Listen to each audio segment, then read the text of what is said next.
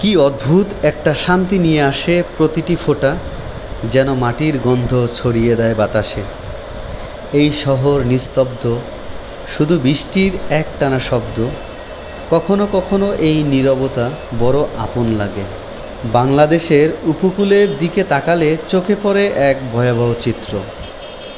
নদীর পানি বাড়ছে, চলার উপর উঠছে ঢেউ, অনেকে ঘর হারাচ্ছে, জমি ডুবে যাচ্ছে, পানি ঢুকে পড়ছে রান্নাঘরে, শোবার ঘরে। যে বৃষ্টি আমাদের কাছে শান্তির, তা তাদের কাছে দুর্যোগ। একটুখানি আশ্রয়, এক মুঠো খাবার, এখনও অনেকের কাছে সেটা স্বপ্ন। আসুন আমরা যেন শুধু অনুভব করেই থেমে না থাকি, সাহায্যের হাত বাড়িয়ে দিই এবং যার যার আত্মীয় স্বজন যে যেখানে আছে সবার খবর নেই। বৃষ্টি তো পড়বেই, ঝড় আসবেই, কিন্তু মানুষের পাশে দাঁড়ানোই আসল মানবতা। কি বলেন আপনারা? সেটাই তো। রাতের এই নিঃশব্দ বৃষ্টির মাঝে কোথা থেকে যেন একটা শান্তি নেমে আসে, চারদিকে ভিজে ওঠে আর হৃদয়টা যেন ধুয়ে যায় সমস্ত ক্লান্তি। এই বৃষ্টি যেন প্রতিটা কষ্ট মুছে দিয়ে নতুন করে বাঁচতে শেখায়।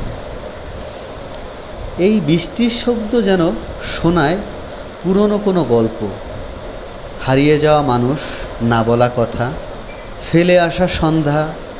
জানালার পাশে বসে শুধু ভাবি, বৃষ্টি হয়তো ফিরিয়ে আনবে সেই অতীত। আসলে বৃষ্টি আসলে এরকম কত ভাবনা আমাদের মনে আসে, এটাই স্বাভাবিক।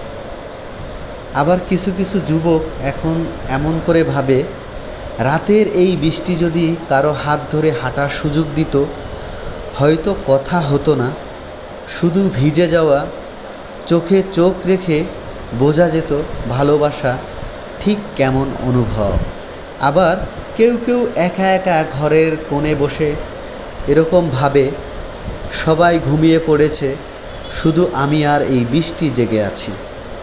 জানালা খুলে শুনি প্রকৃতি আমার সঙ্গে কথা বলছে। এমন একাকী রাতে এই বৃষ্টি যেন একমাত্র সঙ্গী। ইয়াস, অনেকের কাছে এই বৃষ্টি যেন একমাত্র সঙ্গী। প্রতিটি ফোঁটা বৃষ্টি যেন বলে, শেষ নয়, আবার শুরু হবে। ঝড় আসবে কিন্তু চলে যাবে, আর আমরা আবার উঠে দাঁড়াবো নতুন দিনের আলোয়।